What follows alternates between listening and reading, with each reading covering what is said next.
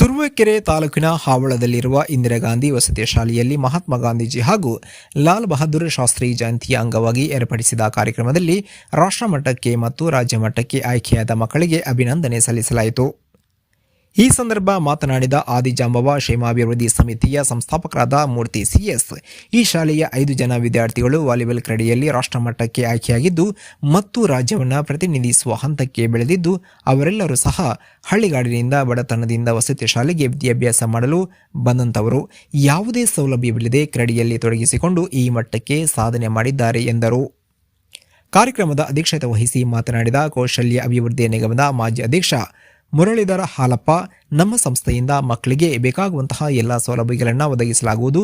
ಅಗತ್ಯ ಇರುವವರು ನಮಗೆ ಮಾಹಿತಿ ನೀಡಿ ಎಂದು ತಿಳಿಸಿದರು. ವಾಲಿಬಾಲ್ ಕ್ರೀಡೆಗಳಲ್ಲಿ ರಾಷ್ಟ್ರಮಟ್ಟಕ್ಕೆ ಆಯ್ಕೆಯಾದ ವಿದ್ಯಾರ್ಥಿಗಳಾದ ರಘು ಎಸ್ಆರ್, ನಿಶಾಂಕ್ ಗೌಡ, ಜೀವನ್ ಗೌಡ, ರಾಜು ಮತ್ತು ಸಂತೋಷ್ ಹಾಗೂ ಚೆಸ್ ಕ್ರೀಡೆಯಲ್ಲಿ ರಾಜ್ಯ ಮಟ್ಟಕ್ಕೆ ಆಯ್ಕೆಯಾದ ವಿದ್ಯಾರ್ಥಿನಿ ಮಿಥುನಾ ಇವರನ್ನು ಸನ್ಮಾನಿಸಿ ಅಭಿನಂದಿಸಲಾಯಿತು.